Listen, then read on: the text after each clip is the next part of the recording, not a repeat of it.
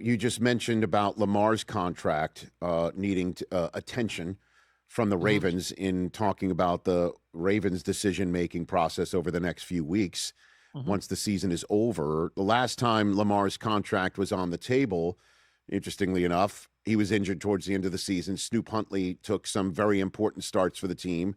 And then the conversation coming out of Baltimore was chock full of Lamar doesn't take care of himself. Lamar doesn't show up on time. Lamar is this, that, and the other thing. And it sure seems like we're revisiting that stuff right now. There was a column in the Baltimore Sun that put it all out there for everyone to see. So what's up with that? Is it possible that Lamar winds up on another team? Is that feasible? I'll go like a little inside media on you here. Sure.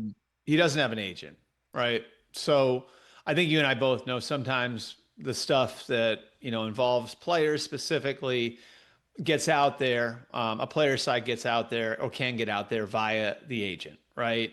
And so I think in a lot of these cases, there hasn't been anybody kind of putting themselves out there to stick up for Lamar, to further Lamar's agenda. And Lamar isn't the type of guy who's going to do it himself. He's just, I think he is to himself that way.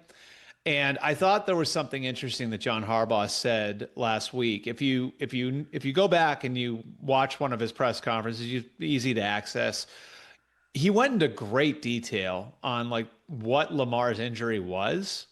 And that this wasn't something that he could have just easily played through. And I thought that was interesting because John Harbaugh doesn't do that a lot with injuries. And to me, that was John Harbaugh taking up for his player because he knew that if he didn't, there really wasn't anybody else to do it for Lamar.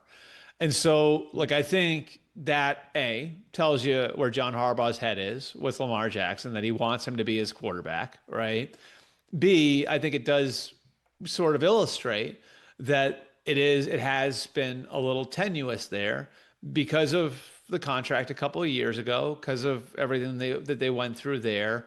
And now where they may be again going into the offseason with this contract situation. So I think the Ravens' intention is to go forward with Lamar Jackson as their quarterback.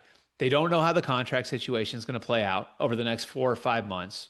They also don't know what teams are going to call them. And they don't need to put Lamar on the block, right? If any of these teams sniff around and smell that Lamar Jackson and the Ravens might not be on the same page and there's trouble in paradise, there's nothing stopping those teams from picking up the phone and calling the Ravens and saying, hey, how about 2 first-round picks? How about 3 first-round picks? So that kind of stuff can happen organically. And, I